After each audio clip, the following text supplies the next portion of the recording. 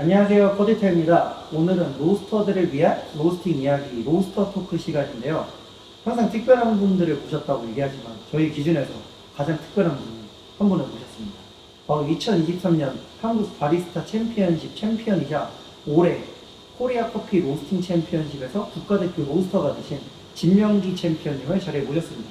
안녕하세요. 네, 안녕하세요. 저희 또 KCL의 최고의 아웃풋이 돼서 돌아오셨습니다. 저희 영상에 출연을 하신 경험이 있지만 그래도 자기소개 한번 부탁드립니다. 네, 저는 용인에서 엑시트 커피를 운영하고 있는 대표이자 로스터이자 바리스타인 진명기입니다. 바리스타로서도 계시고 로스터로서도 계신데 챔피언님이 생각하시는 로스터란 무엇이고 챔피언님이 갖고 있는 로스터에 대한 혹시 직업적인 가치관이 있으실까요? 로스터라고 하면 사실 커피 산지와 이 현장을 연결해주는 첫 번째 연결고리라고 생각합니다. 농부들이 재배해준 생두를 로스팅해서 업장이 될 수도 있고 소비자가 될 수도 있고 전달해주는 역할이 되기 때문에 가장 중요한 연결고리라고 생각을 하고 있습니다. 그리고 하나의 로스터라면 많은 분들이 뭔가 새로운 거를 만들어낸다고 생각을 할 때도 있는데 사실 로스터는 어떻게 가장 잘 생두가 가진 특징을 표현해 줄 수 있는지 그런 거를 잘 드러나게 해주는 직업이라고 생각합니다. 그럼 어떻게 보면 로스터는 산지와 이 소비국을 연결해주는 1차적인 고리가 될 수 있고 네. 로스팅이라는 것은 뭔가 새로운 걸 만들어낸다기보다 기존에 갖고 있는 그런 캐릭터들을 잘 구현해내는 게 맞다고 생각하시죠? 네. 그러면 이제 두 번째는 어떤 커피를 선호하시고 로스팅에서 좀 구현을 하려고 노력을 하시는지.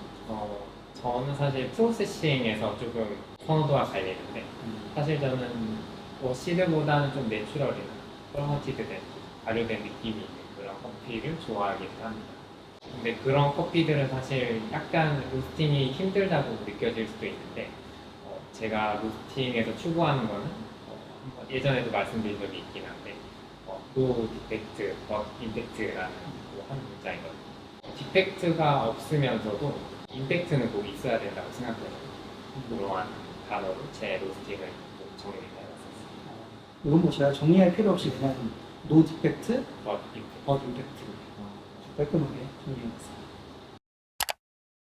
또 현재 오늘 매장에서 이제 촬영을 하고 있는데 매장에서는 현재 스트롱홀드 S7 이지스터 4kg짜리 모델을 사용하고 계시잖아요.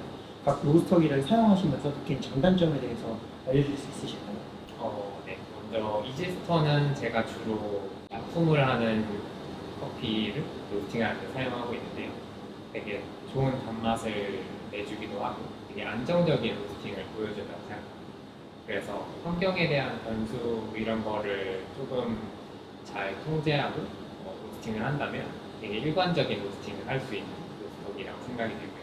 사용하고 있는 스트롱홀드는 제가 주로 브루잉에 사용되는 커피나 싱글 오리진 혹은 스페셜티 커피를 로스팅을 하고 있는데 되게 향미를 잘 표현해주고 되게 여러 가지 정보를 전달해주는 로스터이기 때문에 새롭게 만나는 콩들도 되게 잘 로스팅할 수 있는 그런 로스터기라고 생각을 합니다.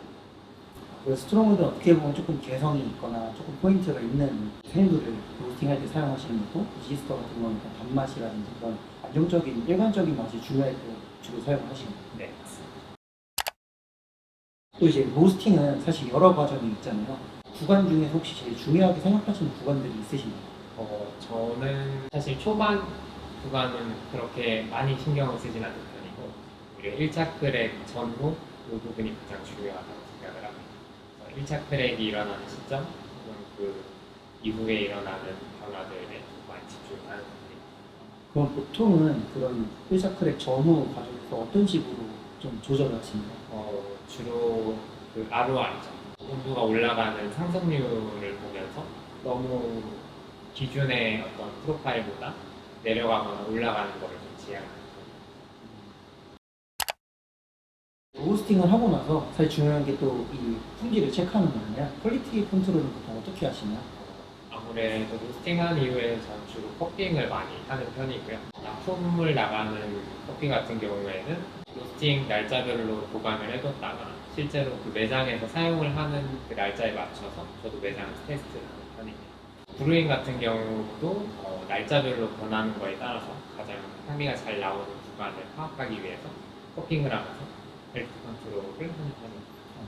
그럼 아까 또 얘기하셨던 것 중에 노 디펙트라는 얘기가 있었잖아요. 그런 디펙트를 보통 어떤 포인트들에서 체크를 하시나요? 디펙트는 주로 어떻게 보면 로스팅 디펙트의 가장 큰 게 언더 디벨롭과 좀 오버 디벨롭 되는 건데 언더 디벨롭에서는 조금 질감 부분을 많이 보는 편이고요. 오버 디벨롭에서는 약간 쓴맛이나 조금 그을린 듯한 느낌을 집중해서 보는 편입니다.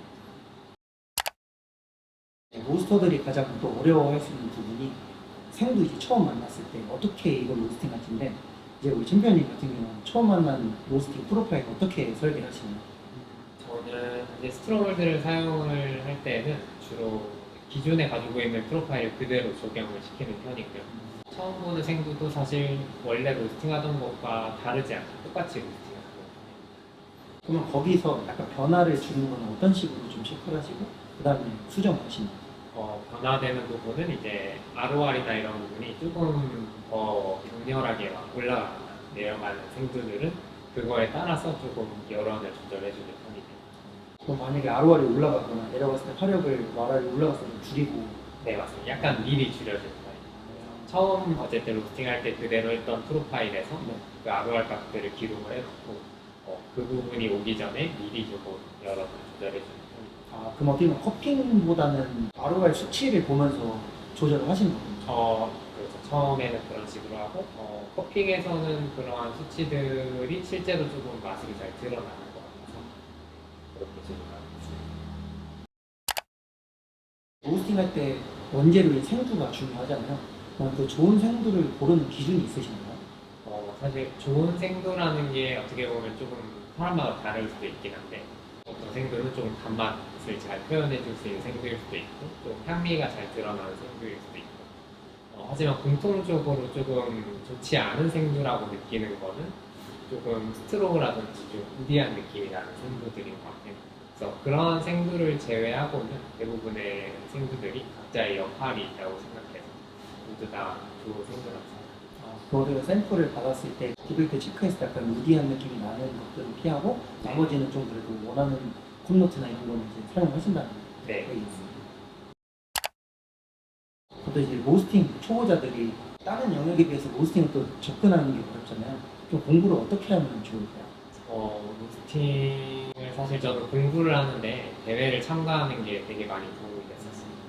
제가 학생일 때부터 로스팅 대회를 많이 나갔었는데 하나의 생두를 사서 되게 여러 배치를 돌려보는 게 로스팅 공부에는 제일 도움이 되는 것 같습니다. 바로 전 로스터 토크에서도 신병준 대통령께서 이제 하나의 콩을 많이 사서 그걸로 많이 볶아봐라 라고 하셨는데 같은 결이라고 볼 수 있겠네요. 맞습니다. 이제 또 로스터님 같은 경우는 혼자서 매장을 이제 운영을 꾸준히 하시면서 납품처를 늘려보셨잖아요. 근데 이제 로스팅 또 시작하시는 분들, 납품 시작하시는 분들 제일 고민이 납품처 늘리기인데 좀 이거에 대한 팁이 있으실까요? 사실 로스터가 납품을 늘리는 데에 저는 로스팅 실력도 중요하지만 추출에 대한 이해도도 중요하다고 생각합니다. 실제로 우리가 공급하는 원두는 매장에서 주로 아메리카노나 라떼로 소비가 될 거고 머신으로 추출을 하게 될 텐데 그때에 조금 나오는 추출 기술들을 실제로 납품을 하면서 매장에 방문을 했을 때 소비자들한테 좀 전달해 줄 수 있으면 되게 많은 도움이 되는 것 같아요.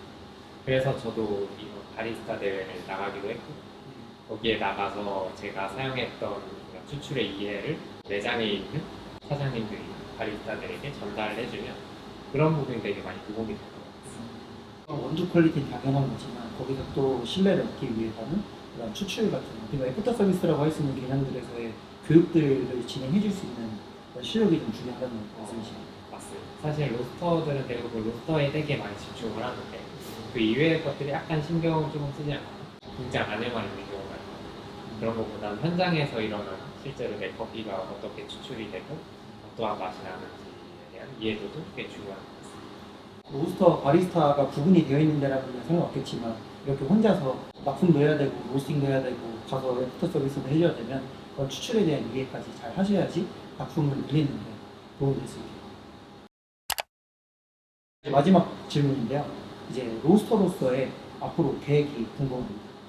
이제 공장을 이전할 생각이 있는데 그에 맞는 분량을 많이 늘려나가고 싶은 생각도 있고 조금 그 노 디펙트 버스 임팩트라는 그거에 맞게끔 조금 더 완벽한 사실 커피를 추구하고 있습니다. 오늘 로스터를 위한 로스팅 이야기 로스터 토크는 2023년 한국 바리스타 챔피언십 챔피언이자 2024 코리아 커피 로스팅 챔피언십 챔피언 진명기 로스터님과 함께하였습니다. 저희가 뭐 에스프레소 이야기는 해봤는데 로스팅 이야기 하니까 어떠셨나요? 오히려 조금 더 저는 편했던 것 같아요. 뭐 많이 하던 이야기들이라서 편한. 그러니까 촬영하면서도 좀 많이 편해 보였어요. 저희 로스터 토크는 1부에서는 인터뷰, 2부에서는 아까 사전에 말씀하셨던 노 디펙트, 버 임팩트 시연을 한번 보여드릴 예정이니까 스트롱에 대해서 세 번으로 시연이 진행되니까 2부 영상도 많은 시청 부탁드립니다. 그러면 저희는 2부에서 또 찾아뵙도록 하겠습니다.